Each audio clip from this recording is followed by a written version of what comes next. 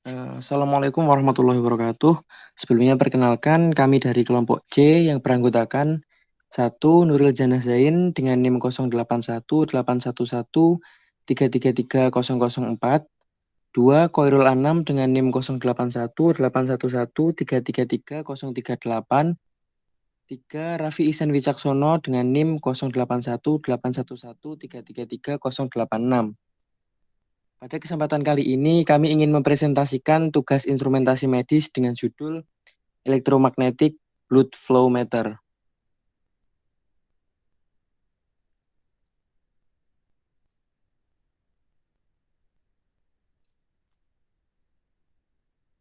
Ya, jadi pada kesempatan kali ini kami ingin membagi materi ini menjadi beberapa bagian. Yang pertama ada pengertian elektromagnetik, yang kedua ada tipe-tipe flow meter elektromagnetik, kemudian yang ketiga ada blok diagram, dan yang terakhir ada bagian-bagian komponen dari flow meter elektromagnetik.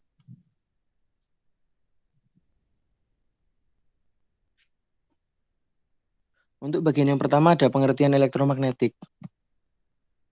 Elektromagnetik merupakan alat untuk mengukur aliran darah.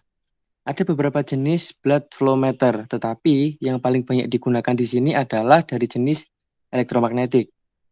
Prinsip dasar dari tipe elektromagnetik ini didasari pada hukum Faraday yang menyatakan bahwa dalam suatu kawat penghantar yang berada pada medan magnet, maka pada kawat penghantar tersebut akan terinduksi GGL.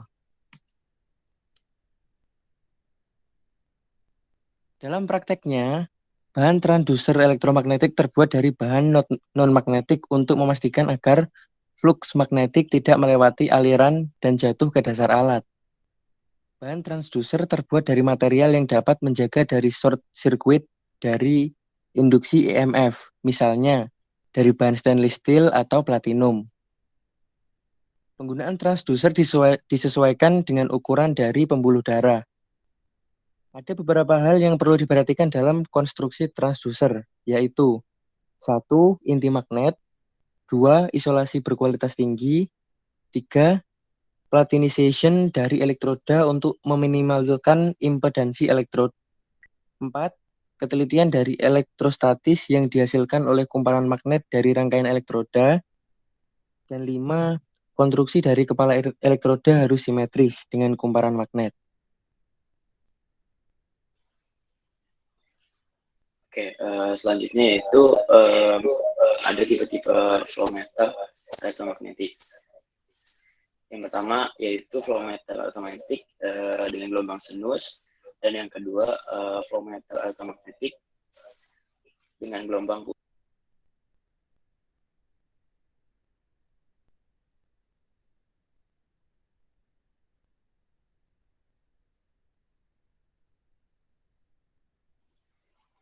Yang pertama yaitu flow meter elektromagnetik gelombang sinus.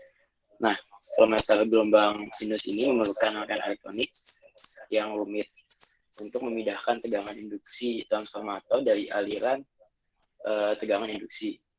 Karena kedua waveform tersebut memiliki tipe yang sama, penghilangan secara sempurna dari tegangan artefak menjadi sangat sulit tentunya. Nah, sistem gelombang sinus tak lagi diragukan dalam menghasilkan perbandingan sinyal to noise atau SNR. Namun sangat mengganggu pada saat frekuensi bertambah.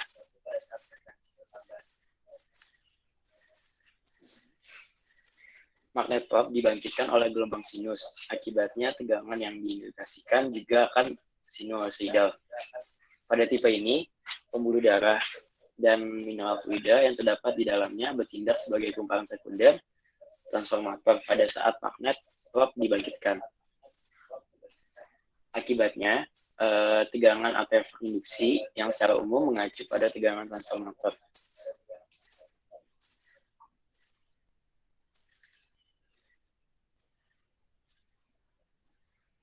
Untuk tegangan transformator sendiri lebih besar dibandingkan tegangan arus induksi dan berbeda fasa sebesar 90 derajat. Hal ini menyebabkan baseline drift yang menghasilkan kestabilan fasa yang tinggi.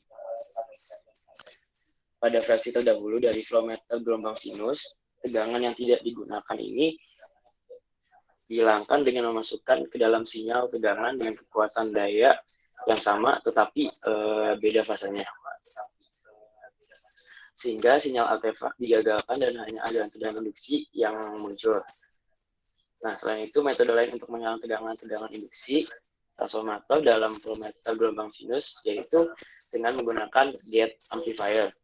Fungsinya yaitu untuk membolehkan penguatan sinyal selama siklus pada saat aliran tegangan induksi maksimum dan tegangan induksi transformator minimum.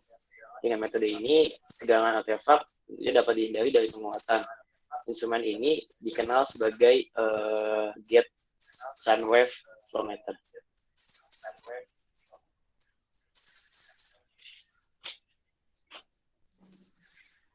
Selanjutnya yaitu yang kedua yaitu voltmeter elektromagnetik gelombang pusat.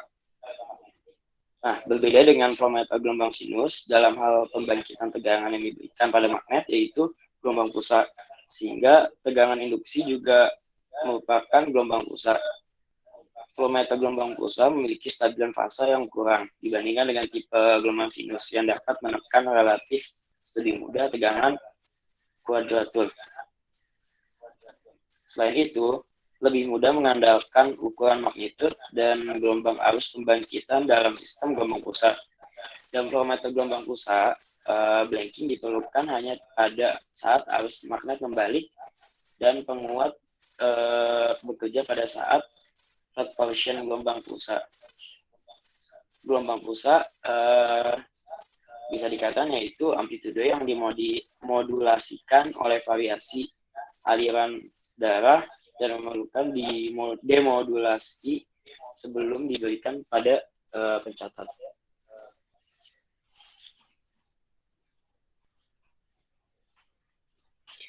Nah, ini bisa dilihat blok diagramnya,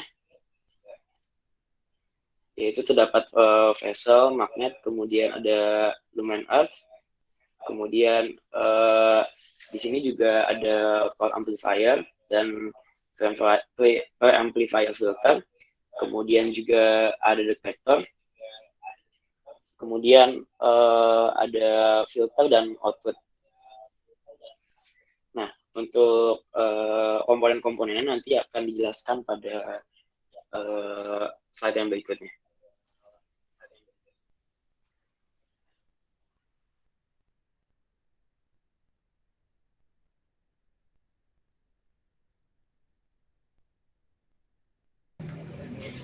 Oke, selanjutnya terkait komponen yang dimiliki oleh electromagnetic blood flow meters.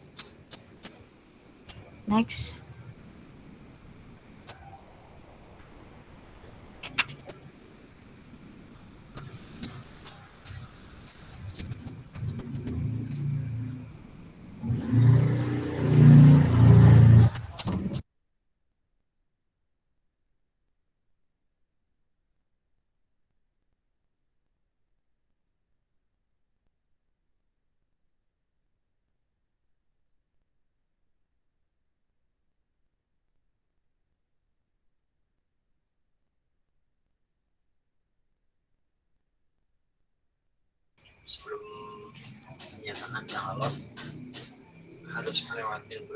Nah, selanjutnya adalah bagian-bagian dan komponen dari electromagnetic flow meters. Di sini terdapat 8 komponen, di mana yang pertama itu adalah ada transducer, yang kedua ada preamplifier, yang ketiga ada rangkaian gating, keempat ada bandpass amplifier, kemudian ada detektor, lalu low pass filter dan tahapan keluaran, lalu ada magnet current drive, dan yang terakhir adalah zero flow reference line. Next.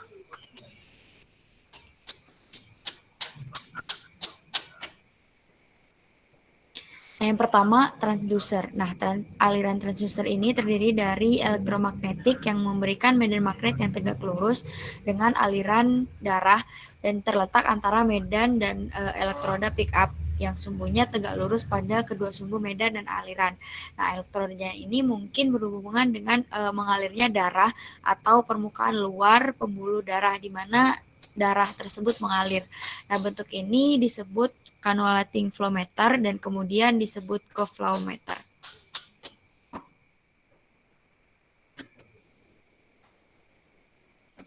Kemudian yang selanjutnya adalah preamplifier. Nah, kita tahu preamplifier itu sebagai penguat ya, sebagai penguat dari input yang masuk kayak gitu. Nah, tegangan yang diinduksikan itu diambil oleh elektroda, kemudian diberikan pada penguat diferensial noise rendah melalui capacitive coupling. Nah, preamplifier itu juga harus menggabungkan fasilitas untuk probe balance yang oleh sinyal sefase dan arus magnet dapat dipilih pada tegangan background seimbang dalam fase dengan aliran tegangan. Sinyal kalibrasi dengan amplitudo 30 mikrovolt itu dapat dihubungkan dengan preamplifier dengan menambahkan saklar pemilih. Kemudian tegangan noise atau derau yang dibangkitkan dengan preamplifier adalah faktor penting dalam kinerja dari flow meter elektromagnetik sendiri.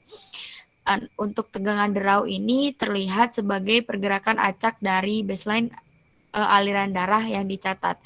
Nah, ketika digambarkan dalam bentuk aliran, khususnya pada 1-20% keluaran dalam skala penuh dari periode yang terpilih. Sebagai contoh, probe 2,7 mm memberikan difeksi skala penuh untuk 500 mili atau per milimeter, sehingga derau atau noise tersebut ekivalen dengan 10 ml per milimeter. Nah, komponen selanjutnya ada rangkaian gating.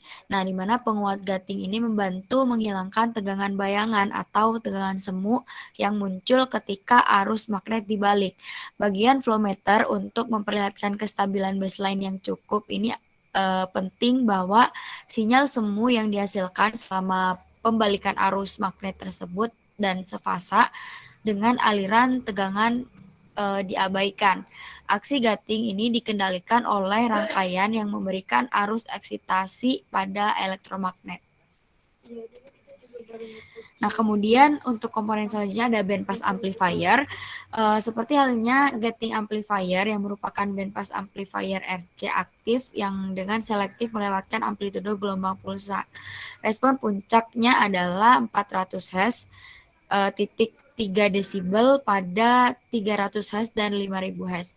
Kemudian penguatan dari penguat ini adalah 50.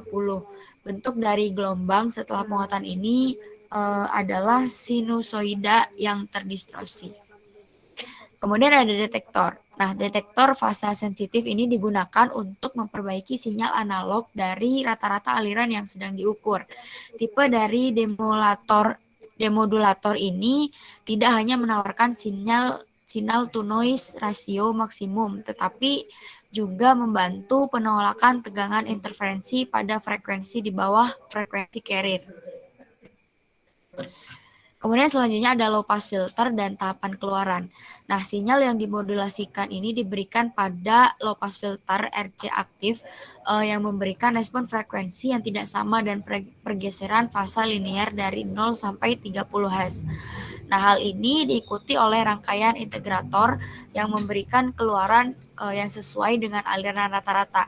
Sinyal keluaran yang diperoleh ini dapat dicatat pada sebuah perekam untuk dibaca aliran darah dari skala terkalibrasi. Next.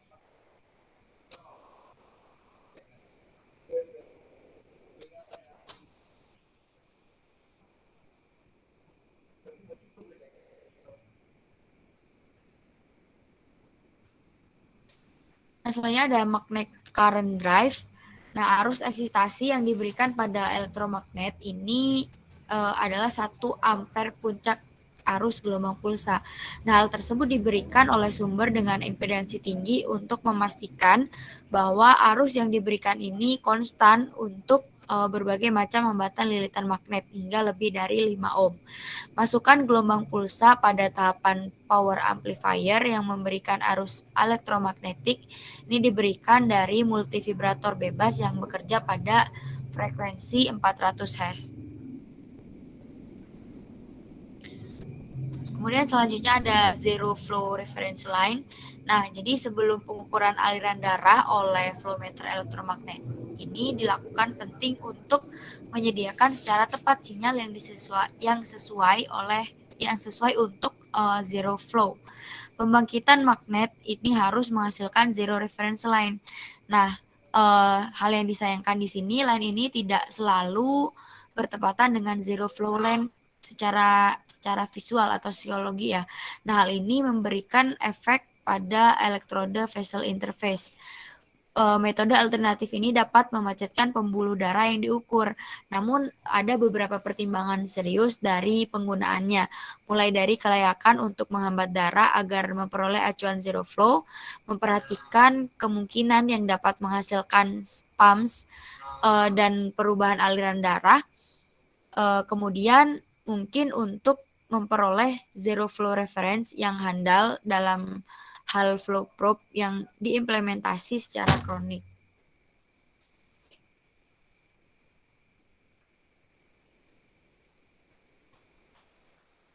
Baik, cukup sekian presentasi mengenai electromagnetic flow meter dari kelompok kami. Mohon maaf apabila ada kesalahan penyampaian. Semoga apa yang kami sampaikan dapat bermanfaat bagi kita semua. Atas perhatian serta waktunya kami ucapkan terima kasih dan wassalamualaikum warahmatullahi wabarakatuh.